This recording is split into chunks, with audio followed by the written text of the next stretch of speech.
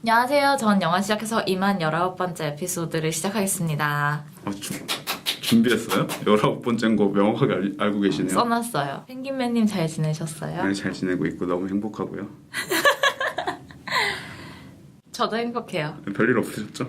저요? 네. 뭐 매일매일이 일이죠. 네. 축하드리고요. 감사합니다. 오랜만이네요. 그니까요. 어제 저녁 먹고 나서 처음 뵙네요. 저는 형광모자입니다. 아, 네. 그렇구나. 뭐 그동안 2주 동안 네. 있었던 일, 봤던 영화, 짜증났던 일, 행복했던 순간.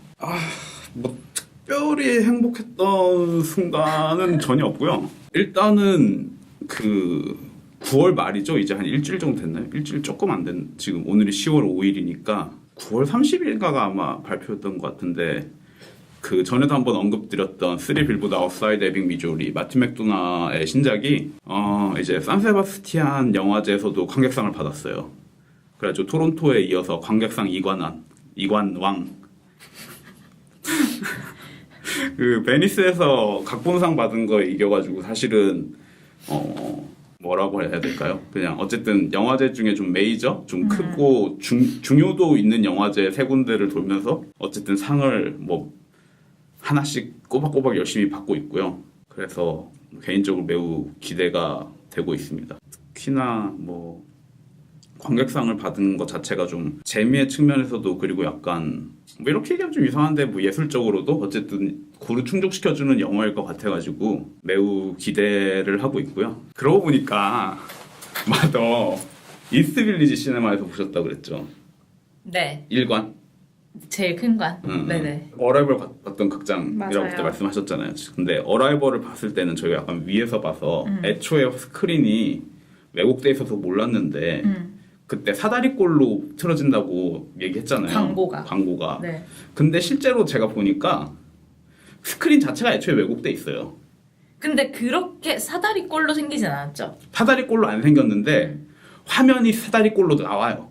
실제로는. 무슨 말이냐 하면은 프로젝터가 위에 달려 있어서 그거를 완전히 고정을 시켜가지고 정사각형으로 만들긴 하는데 실제로 보면은 직선으로 나와야 할 선 같은 것들이 다 이렇게 사다리꼴로 가 있어요. 중앙부에. 그러니까 기본적으로 그 2.3분의 1인가? 기억이 안 나네.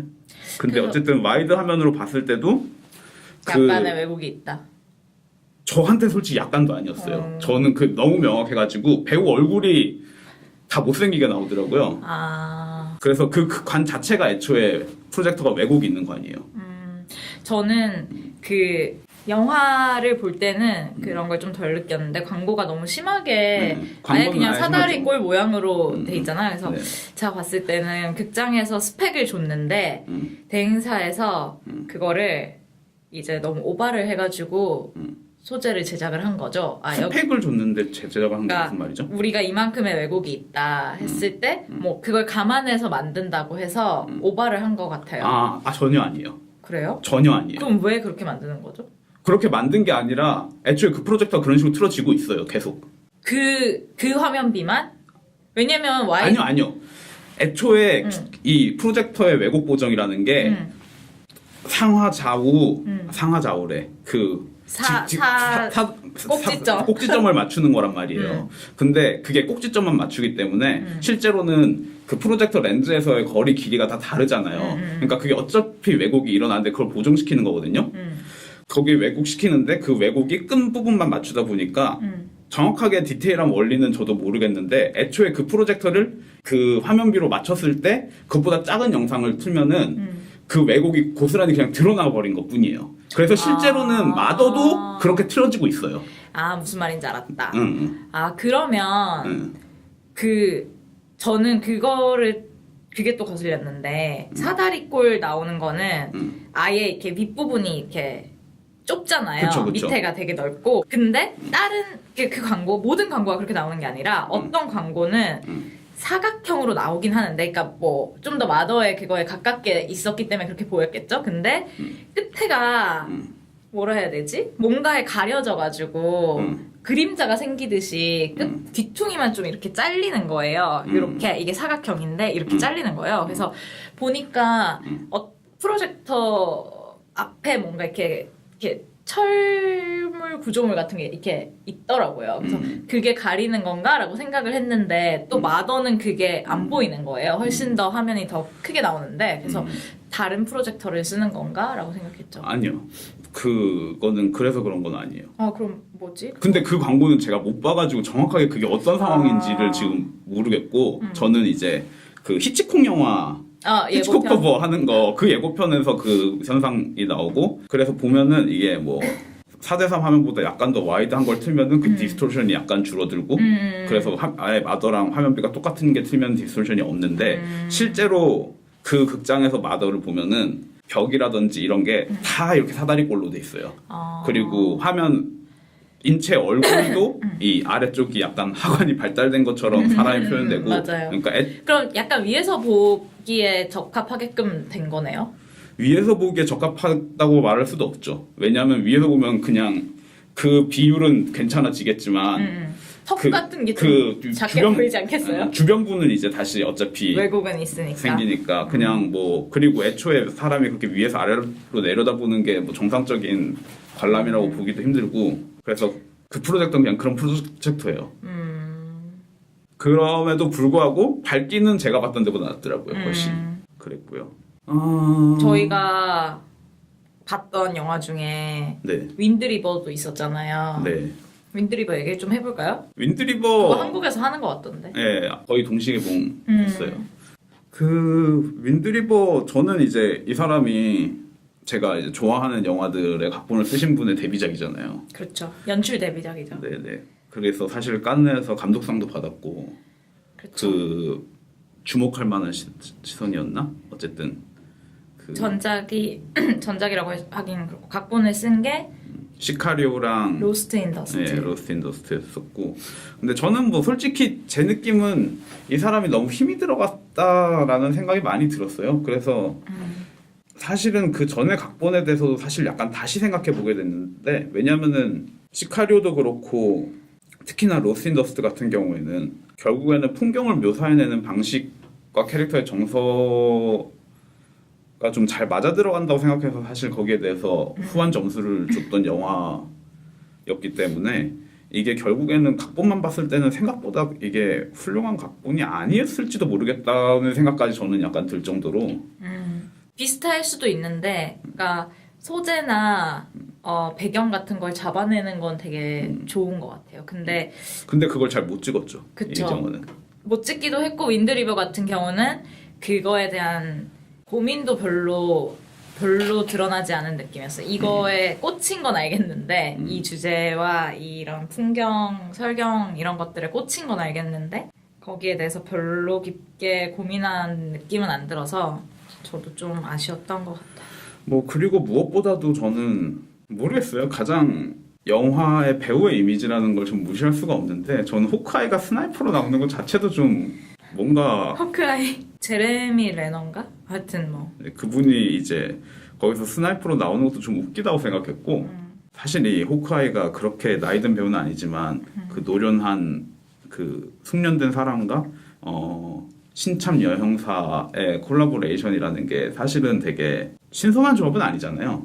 근데 식상하죠 사실은. 예. 근데 그 조합에서 근데 그 조합이 가지고 있는 강점이 분명히 있어요. 여성이라는 게 어쨌든 간에 사실 뭐 예전에 비하면 훨씬 더 사회의 주체로서 새롭게 드러나는 요소이기도 하고 그리고 또 나이든 남자라는 이미지 자체가 또 거기에 좀 반하는 이미지도 해서 서로 이제 좀 정반합 같은 예. 그런 게 맞춰가는 재미가 어쨌든 그 구도에서 만들어지는 건데 이 영화에서는 사실은 그게 없어요. 예, 이 영화에서 사실 그 별로 없어요. 이 여자가 그래서 전 너무 의아한 거예요. 예. 뭐지? 이거 그냥 맨스플레인하는 영화를 만들고 싶었던 건가라는 생각. 그러니까 사실은 그 들 호크아이 정도로. 그냥 그 호크아이가 주인공인 영화잖아요. 맞아요. 이 여자는 그냥 이야기 호크아이를 영웅으로 만들어주기 위한 장치처럼 보였어요. 거의. 네. 또 다른 이야기의 레이어를 보면은 이 영화가 결국엔 인디언 마을에서 보호구야. 일어나는데 기본적으로 사실 그런 면에서는 서부 영화의 느낌까지도 나죠. 그렇죠. 물론 이제 그 사막 대신에 눈벌판으로 배경을 치환시켰다는 변주가 있긴 하지만 그래서 결국에는 이 남자가 일종의 카우보이로서 이 영화 안에서 존재하고 있고 그 카우보이가 결국에는 적을 처단하고 그래서 마지막에 인디안과 카우보이가 앉아서 대화하는 장면에서 이제 인디안과 카우보이가 네이티브 아메리칸과 새로 일종의 화해 관계. 네. 원래도 거기에선 사이가 좋은 사이지만 어쨌든 간에 화해를 이루는 전형적인 어떻게 보면 서부극의 구조를 가지고 있는데 저는 근데 그 장면에서 어쨌든 그 둘이 대화하는 장면 이런 걸 보면서 이 사람이 진짜 자기가 연출해야 돼. 혹시 이게 안 팔려가지고 자기가 연출했나? 약간 뭐 모르겠어요.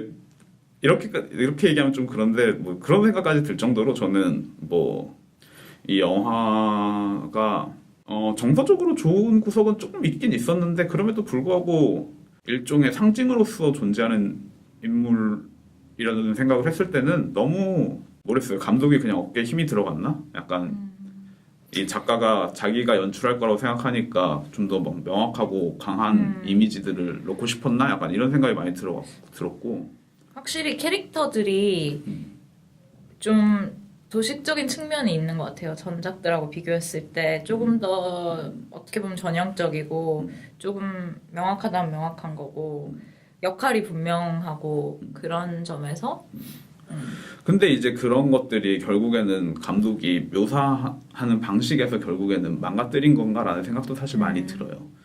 왜냐하면은 사실은 뭐 시카리오도 그렇고 로스 인 더스트도 그렇고 뭐 사실 캐릭터들의 상징은 의외로 명확하다는 생각도 들거든요. 역시 마찬가지로.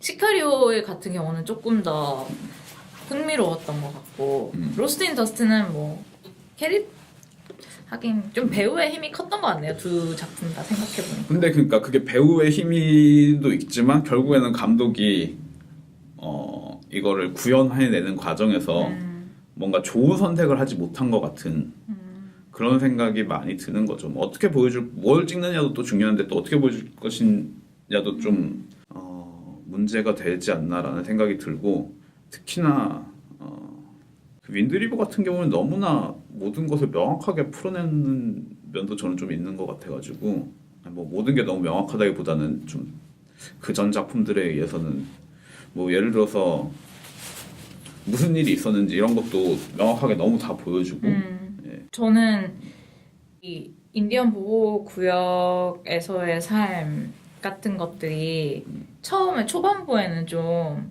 되게 흥미가 당기는 얘기라고 생각했거든요. 보는 초중반까지는. 근데 거기서의 삶 그리고 거기서 이제 일어나는 여자들의 실종 이런 게 끝에 가서는 이 주인공의 어떤 서사를 위해서 그냥 정말 소재만 따온 느낌이 들어서 조금 불쾌하기까지 했어요. 특히 마지막에 그 인디언이랑 이제 등을 보이고 둘이 앉아서 대화하는 장면이 끝날 때쯤에 자막으로 뭐 그렇죠. 매년 몇 명의 뭐 여성이 뭐 사라지는데 어쩌고저쩌고 이런 얘기 하는데 순간 조금 불쾌하더라고요. 왜냐면은 이 영화가 그러면서 디테일이 사실 별로 없어요. 그쵸. 왜냐면은 뭐 사실 디테일한 게 영화가 일종의 대리 경험으로서 충족시켜주는 중요한 요소라고 생각이 되는데 우리가 이 영화를 본다고 해서 인디언 구역에 대한 구역의 삶 자체에 대해서 사실 얻는 게 아무것도 없잖아요. 거기선 뭐 이렇구나. 거기서 이제 어떤 외부의 도움 같은 걸 받기가 거의 불가능하고 또 자기만의 생활 방식이 있고 뭐 황량한 풍경과 뭐 이런 이미지들을 처음에 조금 던져줄 듯이 하다가 별로 풀어내지 않은 느낌이 듭니다. 네. 그래서 이제 좀 윈드리버는 아쉬운 면이 좀 저는 있었고요. 맞아요. 그 외에 영화 별로 본 게 없네요. 또 뭐 봤지? 이제 요즘 여기서는 뉴욕 필름 페스티벌 하잖아요. 네네. 근데 보니까 이제 곧 부산 영화제 시작하는데 거기에서 상영하는 영화 중에 저희가 본 게 있잖아요. 더 스퀘어. 그쵸. 네네네. 저는 플로리다 프로젝트도 네네. 뭐 간단하게 플로리다 얘기해볼까요? 프로젝트 윌리엄 데포 만나신 건 어땠어요? 윌렘 데포는 대박이고요. 왜요? 아니 사실 윌렘 데포보다도 영화를 보면 물론 이게 윌렘 데포의 연기가 굉장히 좋은 영화이기도 하지만 어린 배우들 아역 배우들 아역이라고 할 수는 없구나. 어린이 배우들의 연기가 되게 즐거운 영화거든요. 근데 실제로 그 Q&A를 할 때 감독이랑 코라이터랑 이제 어른 배우 윌렘 데포 포함해서 3명 그리고 어린이 배우 3명이 나왔는데 질문의 수준이 저는 참 그것도 문제라고 생각하는데 왜 어른들한테는 예를 들면 뭐 되게 작품에 대해서 많이 물어보는데 아이들한테는 처음 하는 질문이 너는 아직도 좋은 친구니? 뭐 이런 질문을 해요. 그게 무슨 소리예요? 너네 뭐 그러니까 이 영화 찍으면서 많이 친해졌을 텐데 아직도 친하게 지내니? 이런 식의 질문을 하고 Q&A 석상 말고 이제 비디오도 따로 만들어서 이제 유튜브 같은 데 올리잖아요. 이 필름 소사이어티에서. 네네. 근데 거기서 뭐 질문이 뭐 아이스크림 좋아하냐 해서 아이스크림 하나씩 먹여주면서 인터뷰하고 약간 저는 그런 데서 조금 아쉬움을 느꼈는데 어쨌든 간에 그 어린이 배우들이 막 자기들이 어쨌든 이 영화를 찍으면서 느꼈던 점에 대해서 막 얘기를 하는데 그런 게 되게 보기 좋더라고요. 이 감독도 그런 얘기를 했지만 정말 이 사람들, 이 올랜도라는 지역의 디즈니랜드 주변에 좀 외곽에 살고 있는 어떻게 보면 빈민촌 아이들을 이제 소재로 해서 찍는 건데 이 사람들과 되게 많은 시간을 보냈구나라는 생각이 좀 들고 실제로 배우들하고도 많은 시간을 보낸 것 같고 그냥 정말 즐겁게 여름방학을 보내면서 찍은 듯한 영화라서 보는 내내 기분이 좋았어요. 약간 뭔가 막 기분이 좋아지게 만든 영화는 아니지만 되게 재밌었고 제가 이걸 보고 나서 텐저린을 다시 봤거든요. 다시가 아니라 이제 처음 봤거든요. 저는. 근데 어떤 면에서 굉장히 비슷한 영화라는 생각이 드는 게 텐저린 같은 경우도 그 지역 LA 지역의 어쨌든 트랜스젠더 매춘업에 대해서 이 사람이 굉장히 많은 시간을 들여서 그 사람들이 말하는 방식이나 이런 거에 대해서 공부를 많이 했구나라는 생각이 들었는데 그런 비슷한 느낌을 플로리다 프로젝트에서도 느낄 수 있었고 저는 되게 좋게 봤어요. 다른 건 또 어떤 거 보셨어요? 저는 필름워커라는 다큐멘터리 봤는데 혹시 레온 비탈리라고 얘기하면 모르시겠지만 베리 린든에 나왔던 배우 중에 하나인데 그 사람이 이제 배우로 시작을 한 거죠. 젊은 시절에 이제 쿠브릭의 영화를 이제 관객의 입장으로 2001 스페이스 오디세이랑 그 클럭워크 오렌지를 보고 나 저 사람이랑 일해보고 싶어 라고 생각을 했다가 이제 실제로 베리 린든의 캐스팅이 된 거예요. 네. 그래서 그 사람 큐브릭을 만나서 일을 하는 동안 영화 제작 과정에 더 많은 관심을 갖게 되고 제가 봤을 때는 그 제작 과정보다도 쿠브릭이라는 인간에 대해서 굉장한 관심을 갖게 된 것 같아요. 그래서 사랑에 빠져버렸고 사랑에 빠진 거죠. 그래서 이제 자기는 큐브릭 영화에 나왔으니까 러브콜이 막 들어오기 시작한 거예요. 연기도 굉장히 좋았고 그러다 보니까 앞으로 배우로서의 앞날이 창창한 사람이었는데 그 모든 걸 던지고 큐브릭의 오른손이 되기로 결심을 한 사람인 거예요.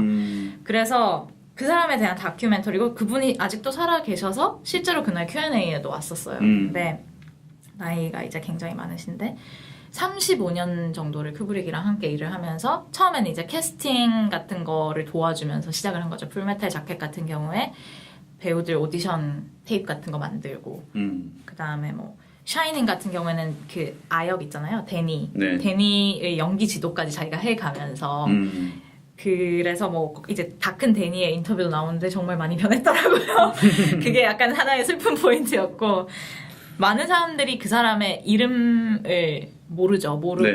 그 사람은 실제로 직업이 없었어요. 예를 들면 뭐 시네마토그래퍼다 뭐 아니면은 프로듀서다 뭐 에디터다 이런 게 있어야 되는데 정말 조감독도 아니고 그 모든 일을 다 하는데 그래서 사실 큐브릭과 일을 했던 배우나 사람들이라면 다 알아요. 레온에게 얘기를 해라 이런 식으로 다 아는데 밖에서 관객들은 전혀 모르는 사람인 거죠. 그냥 비서구나. 그렇죠. 비서인 거죠. 그래서 그 풀메탈 자켓 근데 조감독이 어쨌든 그쵸, 뭐. 근데 이게 나중에는 정말 퍼스널, 그 사적인 일까지 시키는 게 뭐 큐브릭이 이 방 청소해놔, 이 창고에 이거, 뭐 이게 영화랑 관련돼 있을 수도 있지만, 뭐 필름 같은 거 다 집사네, 집사. 집사, 버틀러야. 그래서 이 사람이 잠을 많이 못 잘 정도로 큐브릭이 또 완벽주의자잖아요. 그러니까 뭐 예를 들면 필름 프린트를 하나 새로 만든다 했을 때 모든 색깔 체크 이런 걸 다 이 사람이 하는 거예요. 화면비부터 뭐 색깔 체크해서 새로운 그 필름 리스토레이션을 할 때마다 이분을 불러가지고 한 컷 한 컷 체크를 하고 전 세계에 나가는 포스터나 예고편 같은 것도 다 하나하나씩 확인을 해서 이게 큐브릭의 기준에 맞다 아니다를 이 사람이 판단을 하는 거예요. 그럼 큐브릭이네. 큐브릭이죠. 군신이죠. 어떻게 보면. 진짜 조명을 다시 받아야 될 필요가 있는 사람이네. 그래서 이 감독이 처음에는 다큐멘터리 주제가 큐브릭이었던 거예요. 이거를 하다 보니까 이 사람을 알게 됐는데 이게 미친 이야기인 거죠. 이런 사랑은 없다라고 생각을 근데 진짜 합니다. 조명을 좀 받았으면 좋겠네요. 왜냐면은 저는 큐브릭 다큐멘터리 한 2편 정도 지금까지 봤는데 그럼에도 불구하고 딱히 그 사람에 대한 기억이 많이 있지 않거든요. 그러고 보면 큐브릭이 안 해도 사실 굉장히 헌신적으로 큐브릭의 작품에서 일을 했던 사람으로 제가 기억하고 있는데 제가 큐브릭에 관한 다큐멘터리 본 지 너무 오래서 제 기억이 얼마나 명확한지는 확신할 수 없지만 정말 신기했어요, 사실.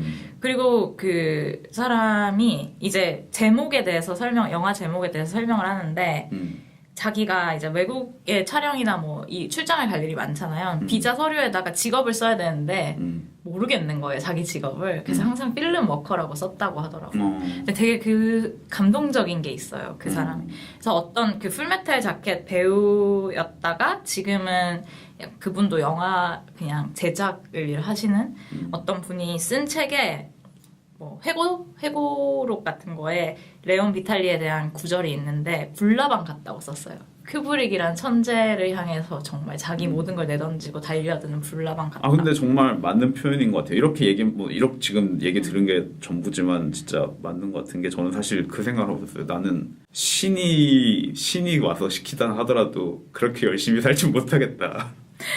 그래서 저 영화 속에서 인터뷰 중에 재밌었던 구절은 어떤 이제 그분은 이제 각본 쓰시는 분이었던 것 같은데 자기한테는 천재이다가도 나한테 방 청소를 시키면 더 이상 자기한테 천재가 아닐 것 같다는 거예요. 너의 천재성은 알겠지만 그리고 그동안 즐거웠지만 안녕 하고 자기는 돌아설 것 같은데 이 레온이라는 사람은 그렇지 않았다는 거죠.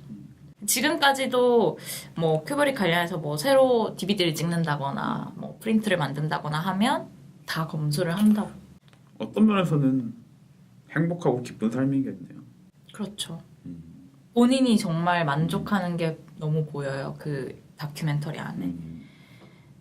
그걸 봤고 저는 또 하나 더 봤는데 펠리시테라는 영화를 봤는데 이 영화는 프랑스 출신인데 어쨌든 아프리카 태생을 그 감독이 만든 알렌 곰이라고 약간 최근에서야 좀 주목받는 젊은 감독인데 그분이 이제 콩고의 펠리시테라는 여인 픽션 영화를 찍은 거예요. 그 펠리시테라는 여인이 이제 뭐 가수인데 거기서 이제 어떤 특별한 사건이 있다기보다 그 사람의 캐릭터 스터디 같은 영화예요. 근데 베를린에서 실버베어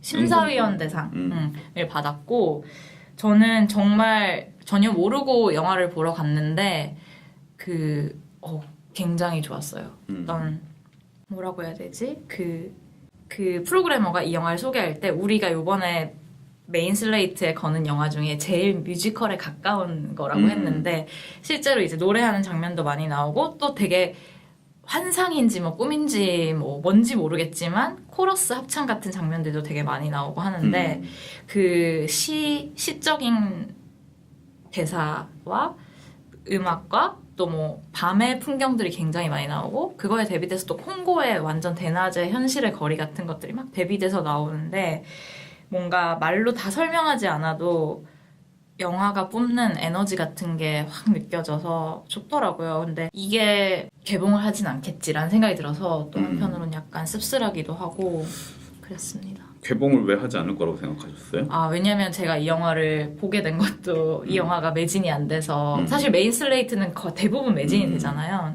매진이 안 돼서 당일날 공짜 티켓을 뿌리더라고요. 그래서 보러 간 거였고 그날도 그 메인 슬레이트 하는 가장 큰 관에서 그 자리가 굉장히 많이 비어 있더라고요. 그래서 조금 관심을 아무래도 덜 받으니까. 에디셔널이 없어서 그냥 추가 상영을 잡은 거 아니에요?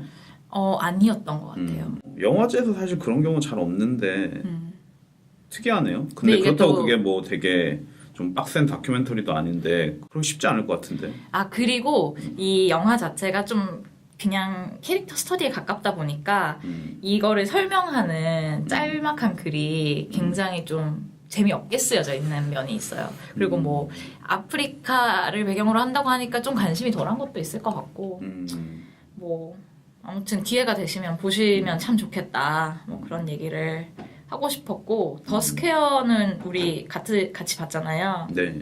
어떻게 보셨나요? 저는 깐느- 뭐 사실은 되게 재밌게 봤어요. 일단은 깐느에서 황금종려상 받은 영화 대체로 뭐 막 실망스럽지 않죠. 웬만하면. 네, 그리고 좀 사실은 굉장히 극영화로서 사실 재밌는 경우가 좀 저는 많다고 느껴가지고 일단은 기본적으로는 되게 재밌게 봤는데요. 그럼에도 불구하고 저는 항상 깐느에서 황금종려상을 받은 영화를 볼 때마다 느끼는 게 이게 그래서 너희가 생각하기에 작년에 있었던 영화 중에 가장 훌륭한 영화란 얘기니? 라는 생각을 하지 않아 하게 되는 맞아요. 요소가 좀 있어요. 그래서 오히려 이 상 받는 게 물론 엄청난 영광이지만 약간 양날의 검 같은 면이 있는 것 같아요. 이 왜요? 영화가 그 기대치를 이후에 너무 높여서? 받는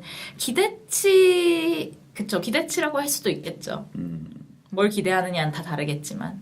뭐 그럴 수 있을 것 같아요. 왜냐면 이게 상을 안 받았으면은 뭐 그냥 그런 생각까지는 안 했을 것 같은데 특히나 저는 제가 이제 가정하는 걸 좀 좋아하는데 이제 더 스퀘어가 뭐 간단하게 말하면은 결국에는 이제 미술관 뭐 디렉터라고 해야 될까요? 큐레이터가 겪는 일에 관한 거잖아요. 뭐 이 안에서 이제 사실은 노골적으로 좀 예술에 대한 일반 대중이 생각하는 뭐랄까 약간 삐딱하게 혹은 얕잡아 보는 면을 풍자하는 부분 그런 시선에서 풍자하는 부분도 있고 그쵸.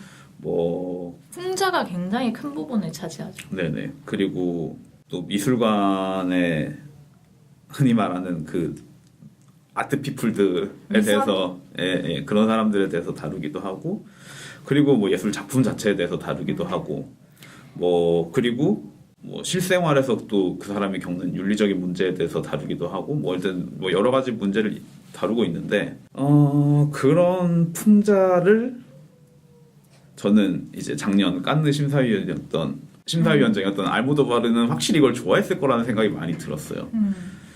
그리고 생각해 보면은 이 영화가 그리고 또 키치한 면이 조금 있잖아요. 그렇죠. 그런 부분이 제가 봤을 때는 박찬욱 감독이나 마레나더 감독에게도 어필을 했을 것 같고 약간 그런 성향이 좀 있는 것 같아요. 이 영화를 보고 있는 관객을 약간 비웃는 듯한 그런 맥락도 있잖아요. 네. 그런 걸 좋아했을 것 같다는 생각이 들어요. 그리고 또 역으로 얘기하자면은 이거는 뭐 선입견이라면 선입견인데 저는 이제 예를 들어서 윌 스미스가 이 영화를 좋아했을지는 잘 모르겠어요. 심사위원 중에. 근데 윌 스미스는 이미 봉준호 감독의 옥자와 관련해가지고 이제 넷플릭스랑 얘기해서 이미 한번 주고받은 게 있었으니까 어느 정도 수용하면서 가지 않았을까 다른 면에서는 약간 그런 생각까지도 들고 뭐 그리고 사실 가장 큰 강점은 유쾌하다는 건 것 같아요. 그러니까 이게 약간 블랙 코미디긴 한데 막 엄청 씁쓸함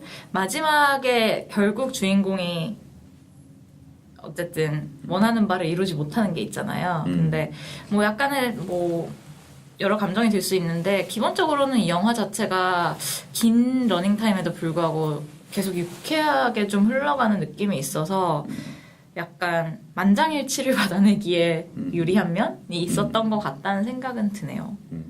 근데 저는 이 감독의 그 이전작인 포스마주어 같은 경우는 굉장히 사소한 사건을 파고들어서 그 안에 정말 여러 가지 감정을 끌어내는 힘이 있었다고 느껴졌는데 더스케어 같은 경우는 조금 너무 명확하다기보다 약간 드러내놓고 풍자를 했다는 느낌이 좀 들어서 이게 처음에는 재밌는데 계속 오다 보면 계속 비슷한 얘기의 반복인 것 같이 느껴지는 부분도 조금 있더라고요, 저는.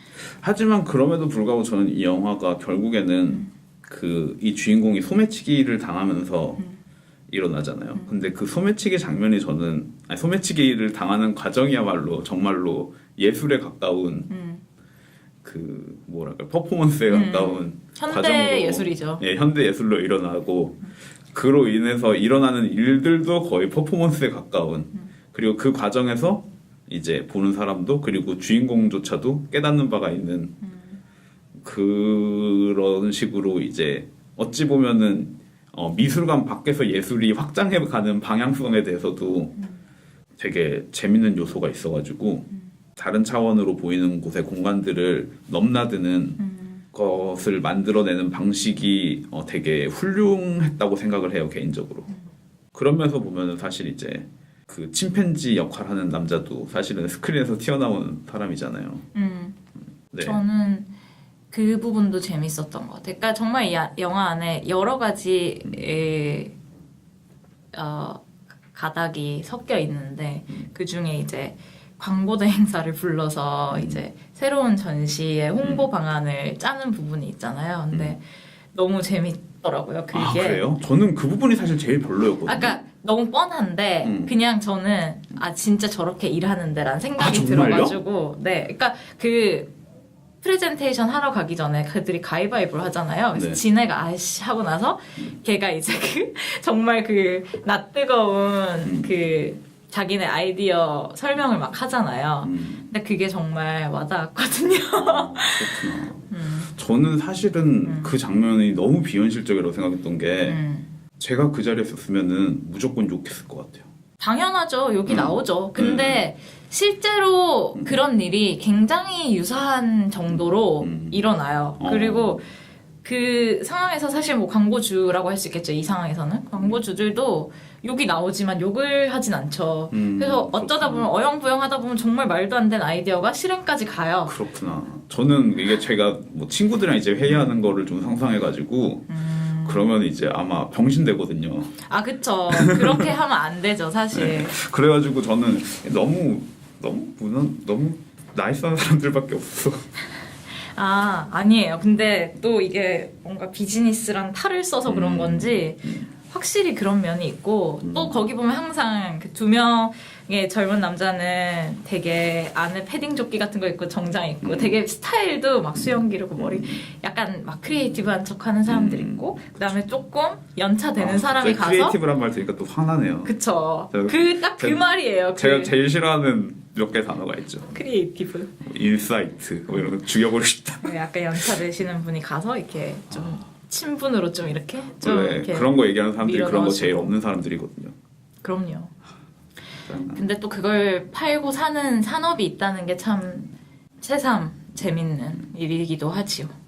뭐 그렇네요. 그러고 영화 진짜 별로 안 봤네요, 저는 뭐 이건 조금 된 일이긴 한데 한 이제 9월 15일에 그 해리 딘 스탠튼이라는 배우가 사망을 하고 이제 그걸 기념하기 위해서 그리고 새로 나올 영화를 위해서 뭐 약간 이게 어떻게 하다 보니까 시간적으로 우연히 겹치게 된 것 같은데 여기서 회고전 같은 거를 했었잖아요. 그래서 저는 파리 텍사스밖에 못 봤는데 그거를 저는 큰 화면에서 처음 보는 거기도 했고 이 사람이 사실 해리딘 스탠튼이 막 주연을 많이 한 배우는 아니라서 굉장히 드문 주연작 중에 하나인데